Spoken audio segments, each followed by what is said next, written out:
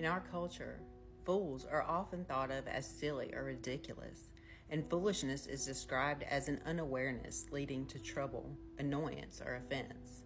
However, the biblical usage of the term fool is not primarily about someone who's silly or naive.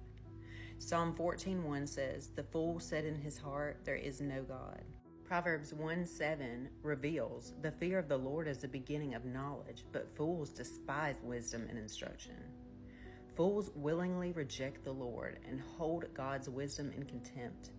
They choose not to fear the Lord. They ignore the advice and rebuke of the Lord, refuse to walk in his wisdom, and do not follow his ways. Instead, fools rely on themselves. In trusting himself, the fool does not recognize that his own heart is desperately wicked. It is no surprise then that fools are corrupt and their ways are vile. They enjoy wicked schemes, proclaim folly, mock at sin, and are deceitful.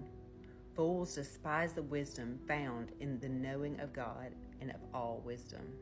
Romans 1:18-32 echoes Proverbs' description of a fool and explains the progression of folly.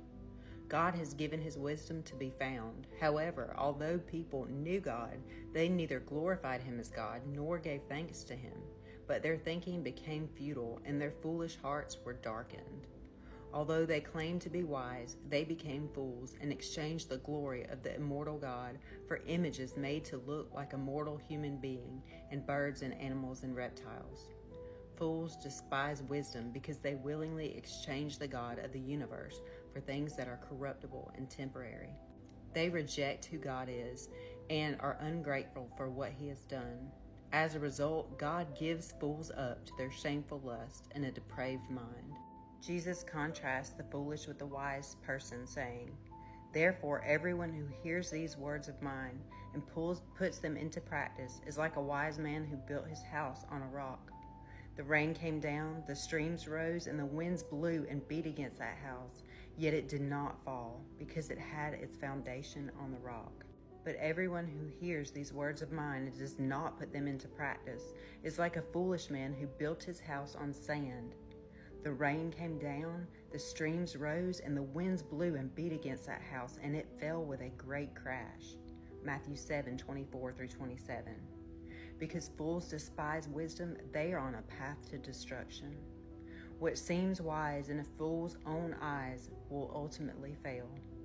Only trusting in God and his wisdom will last. God wants us to know him and to live wisely.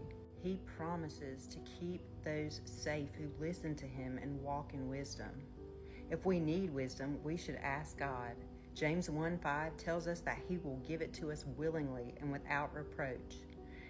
Instead of becoming fools who despise wisdom, we can learn to love wisdom by repenting and fearing the Lord, building our foundation on the solid and lasting wisdom of God.